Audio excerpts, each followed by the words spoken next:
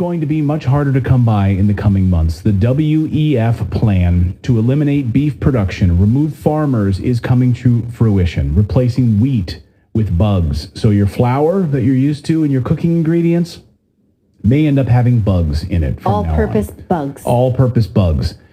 Because, as the World Economic Forum says, they're more sustainable. Bugs more sustainable to put that as flour rather than trying to get wheat, right? Let's use that. Before you say that this is just a conspiracy theory, just visit the WEF's website. Do a cursory search. You don't even have to dive deep like we do. You can just do like surface stuff and do a search for bugs if you like. You'll see tons of articles about the benefits of getting rid of meat and eating bugs, like this one, Burgers, Bugs, and the Shift to a New Way of Eating. You can learn how to do it. This is an article from 2019, and there's more recently. So Klaus Schwab and his merry band of globalists have been laying the groundwork for eliminating meat for over a decade now, and the plan is now coming together. See, they lay the groundwork, they infiltrate all of these cabinets around the world, they put their young World Economic Forum leaders like Justin Trudeau in place, and then they tell them what to do. And that's exactly what's happening. It kind of, well, and you don't really have to like look far to see it, because like I'm a meat eater, and I just paid $17.99 a pound for meat that I used to get for way less than that, for like a New York strip, but I like to get really good meat. And so what they're going to do is price the meat out of your reach and then come in with this, hey, we've got this really great cheap solution. Yeah, a meat alternative made with bugs, like some sort of a Beyond Meat product. That's why Bill Gates is so heavily invested in that stuff. Yeah, and of course they want to do that, but they want to price it out because they don't want to eat bugs. They want you to eat bugs. Right, exactly. Yeah, I know. You get these like celebrities on TV occasionally doing these like, well, I'm going to try bugs, like Nicole Kidman and so forth, and like, yeah, they're really good. They're not bad. They're not eating this stuff. Are you kidding me? No. Not at all. So not long after the WEF told us to start eating bugs, the media synced right up with them. It was amazing to watch the cacophony. Get that? Get it? The cacophony of locusts that then came in and immediately started doing the bidding of Klaus Schwab. So they put out the message, eat bugs is okay, and the mainstream media jumps all over it with all of these supportive articles, why eat bugs, an intro to edible insects with Joseph Yoon. Well, he'll walk you through how to do it. Here's The Guardian. If we want to save the planet, the future of food is insects. Here's the BBC. Could grasshoppers really replace beef? Of course they could. Keep going. Just roll through them. Mine aren't loading on my side. So here's Time Magazine. They're healthy, they're sustainable, so why don't humans eat more bugs? Eating insects could cut your environmental impact by more than 80%, says a Finnish study. Finland, put a pin in that for a second, Forbes magazine. So this morning, Finland is rolling out new bread with 70 crushed crickets in each loaf. They call it a solution to the evils of animal agriculture. Man, Thank you very much. Thank you very much. So the evils of animal agriculture. Watch this. Finland has made bread with crushed insects. There are 70 dried and ground crickets in each loaf. Crickets make the bread a good source of protein. Wait. Can we pause this for a second? If we're talking about evil, we're going to kill 70 things instead of one? Does that math work out? Are we not supposed to think that these were living things? Like, it's right to have compassion for all living things, right? No, because this is the argument that really upsets vegans when you point out to them that, hey, all of your lettuce and all of your greens, when you cleared that entire field and forest, killed all sorts of small animals, including habitats mice, for snakes, mice, rabbits. Yeah. Birds, everything. Worms. But don't tell that to them because they get really upset about it. Okay. It's an inconvenient But truth. we're supposed to think that like 70 bugs in one bread is a better ethical trade-off than one. Yeah, but we don't. It's not even about ethics They in don't this. have brains or feel pain. Right. So it's not about ethics, right? It's not about the morality of it for this. It's about sustainability.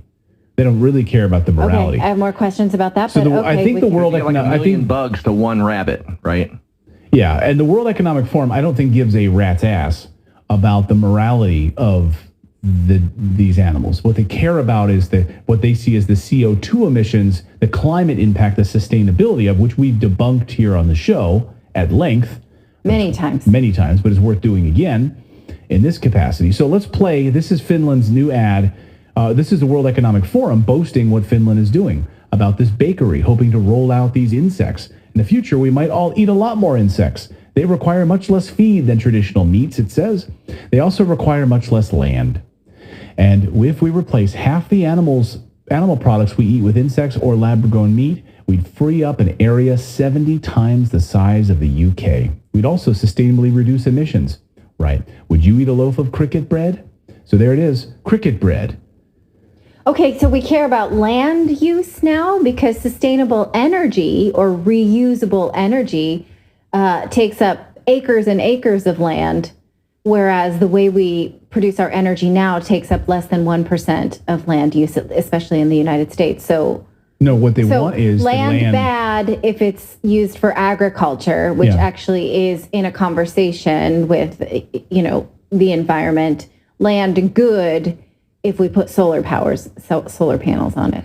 I guess, and make cricket bread with it, then it's fine.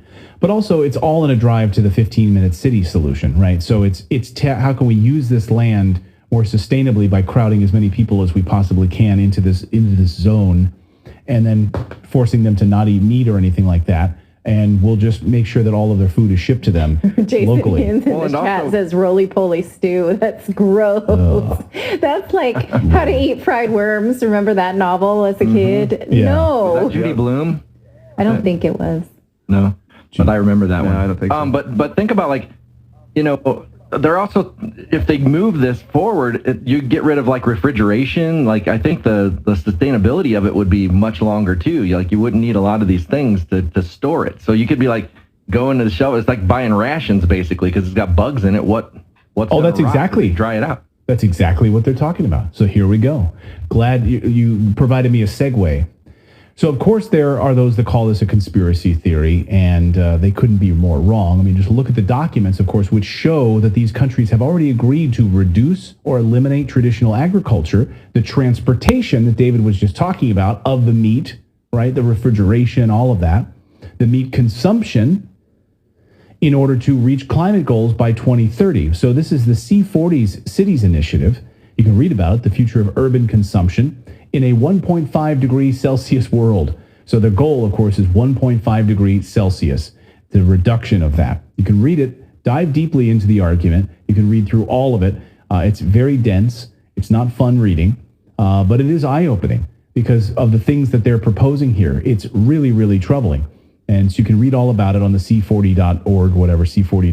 Website. But here, I just want to point this out. What science says the benefits of getting there. So if you go down to number 6 here, consumption categories that they're targeting: food, buildings, infrastructure, private transport, aviation, clothing, and reduced car ownership and other forms of transportation.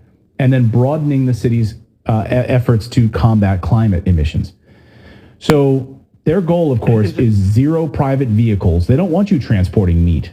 They don't want you to have any meat, and they don't want you to transport it, David. You know what this reminds me of is like back in the day, I remember when CFLs, they were pushing CFLs. They had all this data. They put out these documents like that. If you buy CFL light bulbs, we're going to reduce everything by this. You got to buy CFLs, got to buy CFLs. Everybody did it, and guess what? It was worse for the environment because you can't dispose of them. Right. So it's like they put all this stuff up, and yeah, it's like this is going to be the same damn thing. They have all these solutions, but when you really dig into the solutions, you find that they're bigger problems than they would be if they just left it the hell alone. Like this, like you're talking about the wind farms. I mean, I saw an article today, literally talking about the amount of turbines or the what do you call them? The spires on a windmill. I don't know what you call them. The whatever. They're non-recyclable. The props, they're non-recyclable. We've known this, we've talked about it, but I saw a field where they're just filled and they're covering them up, basically. They can't recycle them. They're non-recyclable. They're fiberglass. They're made out of fiberglass, which is like composites of what is it? There's different chemicals in it. I can't remember the chemicals, but catalyst and resin and all this other stuff that doesn't biodegrade either. Great. That's fine. Great for the environment. And they break fairly regularly. So there you go, windmills. So as part of the C40's initiative, numerous cities around the world, including London, New York, Toronto, Sydney, and Auckland, have set themselves an ambitious target of zero private vehicles, zero meat, and dairy consumption by the year 2030. Zero meat. These, as the Federalist writes, these 14 American cities have a target of banning meat by 2030 in America. So let's see if your city is on the list. Nearly 100 cities around the world have made up the organization, and its American members include Austin, Boston, Chicago, Houston, Los Angeles, Miami, New Orleans. Yeah, that's like the home of barbecue. The barbecue. Like how in the hell could you? Yeah. Austin, can you imagine? And Houston, New Orleans, say goodbye to your jambalaya, Miami, New York City, Philadelphia, hello, cheesesteaks, one of my favorite foods in the world, my hometown. You're not touching my cheesesteaks. Phoenix, Portland, San Francisco, Washington, D.C., and Seattle. Oh, Los Angeles. I forgot Los Angeles. Yes. But, I mean... So that just doesn't straight... So it's not as appealing as like a Philly cheese, cheese roach sandwich. You know, like it just doesn't... cheese hopper? A cheese grasshopper sandwich? Cheese hopper. It'd have to be vegan cheese too. Ugh. You can't use. Can you imagine? Oh, yeah. You can't go downtown to John's Roast Pork in South Philly, down by the IKEA, the best cheesesteak in Philadelphia, and eat that cheesesteak, and it has like crickets in it. Would they tell you to get the hell out of there? Like cricket cheese? Would they be getting rid of milk too? Milk and cheese, like that's part of it? Well, eventually. I mean, I haven't seen too much demonization of dairy yet, but how can you? I don't know. It's not my plan. Don't ask me. So, according to the Federalist, 14 American cities are part of this global climate organization known as the C40 Cities Climate Leadership Group. They have the target by year 2030 of 0 kilograms of meat consumption, 0 of dairy, 3 new clothing items per person per year. That's all you're allowed to buy. 3 new clothing items per year per person. You would die. Zero private vehicles. And 1 short-hauled return flight, less than 1,500 kilometers every 3 years per person. So no real airline travel. And they're getting on board with this. So these cities, I mean, you think like this is a personal decision. No. Like Philadelphia International Airport, based on if you're a Philly resident, like you wouldn't be able to travel out of Philadelphia International Airport because you've already had one of these longer flights. Like, what the hell? That is crazy. But this is where we're going. And this is, of course, your social credit score. This is where where they are moving us towards with a digital ID and tracking all of this. And here's their reduction plan. So this is right from their website. As I was diving through the data today, I couldn't believe. So look at these numbers here, okay? They want to reduce in these cities, just pay attention, 44% on the left side of your screen for buildings and infrastructure. Look at this, 60% food reduction in your city. Private transport, down 39%. Clothing and textiles, 66%. Electronics, just down 33%. And aviation, down 55%. But the biggest one, by consumption, is food. So that, in the way that we do that, we replace them with bugs, we eliminate meat, we force you to eat Bill Gates' Beyond Meat fake food garbage. There's a woman... there's going to be... I was going to say, there's going to be people like, was this cricket fed with organic trash, or is this a grass-fed cricket, or organic trash? My question is, in these cities, is what because there'll be an exemption, and there'll probably be some kind of licensing to get an exemption, and I want to know how much that's going to be. Because, like I said, carbon there's offset no way credit. in hell the people pushing this, there's no way in hell the people pushing this want anything to do with it. This is for us, not for them. They'll still go to the Caribbean or Hawaii. Yeah. On their private jets. Yeah, it won't be commercial aviation, so they'll just take their private jets. Right. We've already seen in Europe that some certain climate restrictions on planes don't apply to private jets. They're exempt. Yeah. So Greenpeace co-founder Dr. Patrick Moore, has seen the light on this, and he's talking, so these consumption goals, right, of reducing the amount of food, reducing fossil fuels, reducing food consumption for these people is a death wish for people. Listen. If we actually achieve net zero, at least 50% of the population would die of hunger and disease.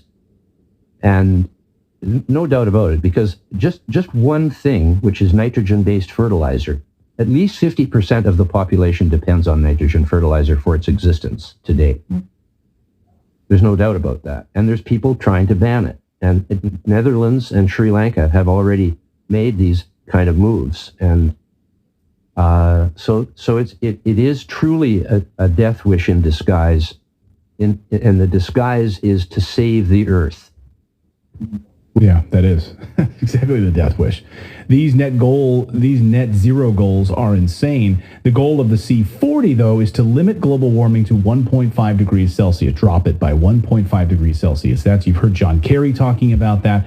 That is the goal that they all talk about. The monarchs talk about this. Yeah, they're all focused on this 1.5, right? Even, so King Charles with his whole doomsday billboard thing that he's got, 1.5 degrees. If we don't do it by 2030, we're all going to die. Of course, they've been telling us this for 40 years, and that billions of people were going to die, and that hasn't happened. The opposite has happened. And what they're saying is, if you read from their website here, this is exactly what they're saying. To limit warming, this requires systemic change towards a net zero and resilient economy at an unprecedented scale and pace. A just transition is about leaving no one behind in this shift, protecting livelihoods, and maximizing the employment benefits of climate action. So it's worth asking, who came up with this arbitrary 1.5 degrees Celsius target that John Kerry and Al Gore love to throw around and the monarchs love to throw around? And by the way, this entire C40 organization that's backed by Bill Clinton and Michael Bloomberg and all of these people love to throw around. Well, every one of you watching this show should pay attention to this. So you can use this in comments and arguments around the Thanksgiving dinner table when someone says, if we don't hit this climate goal by 2030, we're all going to die. 1.5 degrees Celsius. As Alex Epstein writes in his great book, I encourage all of you to read this great book called Fossil Future. He explains a goal of limiting warming to 1.5 degrees since the 1800s has no scientific basis whatsoever. The 1800s were a very cold time, the little ice age, of course, and the 1 degree Celsius warming since then has coincided with the greatest improvement in human life in history, in large part due to fossil fuels. He says that the West, when people talk about 1.5 of warming as a catastrophic, it's even more absurd than it sounds, because it's not 1.5 degrees warming starting now. It's 1.5 degrees total since the 1800s, which means it's 0.5 degrees Celsius warmer than now, in a world where far more people die of cold than heat, by the way. So its warming is actually helping us. Go ahead, David. Well, and it just makes it sound like they can get so many more people on board. It's like, if you do this, it's only this much we've got to change and everything's going to be perfect. It's like, it's such a small, in people's heads, they're like, oh, that's what we got to do. It's a marketing tactic. It just makes it sound like it's an easy thing to do if we all just do this one thing, and that's eat bugs and, Right, and many climate researchers like Bjorn Lundberg and Michael Schellenberger have done research that shows that when capitalistic forces are allowed to take on any given thing, such as electricity, energy, these types of things, for instance, instead of using plastics, humans used to use turtle shells, where we would literally rip them off of turtles. That's not sustainable or humane, or wasn't even a great product, but we used it for certain things in life. Now we have plastics, and plastics are being demonized because it's making our lives too good, I guess.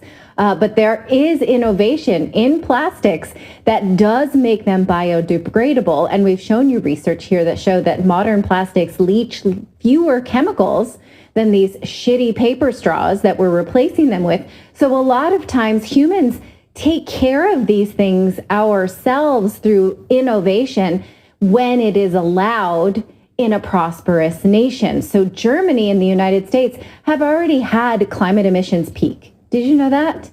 So how come those wealthy nations were allowed to prosper, industrialize, have their climate emissions peak, and then start to go down because of innovation? But China can't? But India can't? No, we need Africa to lecture can't. Africa. You cannot have your climate emissions peak in order to raise the prosperity of your people. Well, that's only for us. And that's what Alex Epstein writes about in his book, is that in other words, when these people talk about reducing fossil fuels, aiming towards this 1 degree cooling plan, you're basically telling billions of poor people in these poor nations that they can't use fossil fuels to lift themselves up out of poverty, as we have done in the West. So you have to jump right to wind farms, which we've proven don't work for sustainability. It's absurd. In fact, we will be creating our own catastrophe by doing this. pushing people into starvation. It's genocide, quite honestly. And they want a global population decline so that they, of course, get what they want. It's all part of their plan. Has anyone stopped to ask if these net zero goals, eliminating farms and fossil fuels, will result in harm for the planet? Has anyone asked if these emissions from human beings are even responsible for warming? Professor Ian Plimer is Australia's best-known geologist. So see this on your screen here. They had him scheduled to give a speech in I think in the UK, and I think this was in the UK. Forgive me if I'm wrong here. And the hotel that was supposed to host it, they kept getting declined. Everywhere they were going to host his talk on the environment, to set up to give this speech, the hotels kept canceling on him, saying, we can't take him, we can't take him, we can't take him. He's the emeritus professor of earth sciences at the University of Melbourne. He's one of the best-known geologists in Australia. He is the best-known geologist in Australia. He's been canceled many times for asking Australia's government to prove what they're saying, but they can't do it. And they refuse to be able to actually give him the science about it. So here he explains how he's been canceled and how this unfolds. Watch. Can you please show me that human emissions of carbon dioxide drive global warming? That's a trick question. We'll come to that. They couldn't. This is a question that I've been asking scientists around the world for 25 years.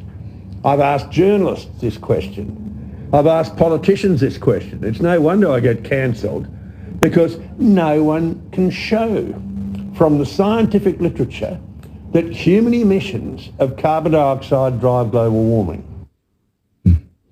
So who's behind the C40 initiative? And you might be wondering, of course, a group of globalists, Bill Clinton, and Michael Bloomberg. It was founded in 2005, and some of the key players there who've donated lots of money to it and make it happen, part of this larger World Economic Forum plan. And you can go to their website and get your Just Transition Toolkit. So if you're one of these new cities that signed up for this and you want to move everyone away from meat, force them to start eating bugs, get off of their cars, sell their cars, only buy 3 pieces of clothing, you can get your Just Transition Toolkit and teach people how to do it. It's right there on their website. They encourage you to download it so you know how to talk to people in your community about stopping eating meat. And if you're part of the C40 initiative, you can hand that out to people. And of course, you can all learn how to retrofit your buildings. That's a big piece of this document. How to retrofit your buildings, create green jobs, that's in the document as well, and working towards creating these 15-minute cities where you won't need a car, you won't need farms, you'll have everything delivered right to your house in the palm of your hand within 15 minutes. You can walk anywhere in 15 minutes, and that's it. You have to get a credit or some sort of a voucher if you want to travel outside of the 15 minutes to go see grandma who lives in a whole other town. Have you reached your carbon credits cap this month? Sorry, you can't go see grandma. Their entire fear-mongering, of course, hinges on this 1.5 degrees garbage that we've just talked about. So maybe they should listen to, has anyone even asked the question about this? Is the Earth warming is the Earth warming beyond some kind of normal cycle? And is it actually warming at all? Or could it be cooling instead? And this is exactly Dr. Plimer's point that I hope everyone pays attention to. Watch. We have been cooling down for the last 4,000 years. So people say, oh, the planet's warming. Well, it's all about when you start the measurements. If we look at the last 38 years, there has been no change in temperature. If we look in the last 150 years, we've had 3 warming periods and 3 cooling periods with a total warmth of about 0.6 degrees Celsius. Now, I wonder why it warms. I mean, 1850, now what happened then? Oh, yes, that was the end of the Little Ice Age. Do you think it's going to warm or cool after a Little Ice Age? Of course it's going to warm. So if you start taking measurements from 1850 in the Industrial Revolution, we have been warming. If you take measurements from the medieval warming, we've been cooling. We've cooled about 5 degrees since then. If you take measurements from the Roman warming, we've cooled about 5 degrees. So as soon as someone tells you, oh, it's warming, the reply you give is, since when? I hope everyone pays attention to that. So when anyone says to you, simple. I know, when someone ever says to you that we are experiencing warming, there is global warming. Our kids have global anxiety about, climate crisis. Get out there and pick up trash everywhere. Everyone should pick up trash, right? That helps. It helps beautify the neighborhood. Is it helping global warming? No. And is it actually warming? You can ask the question, from when? When is it actually warming? Oh, the medieval period, the Roman period. Just play that clip over and over to people around your Thanksgiving table. Thank you so much.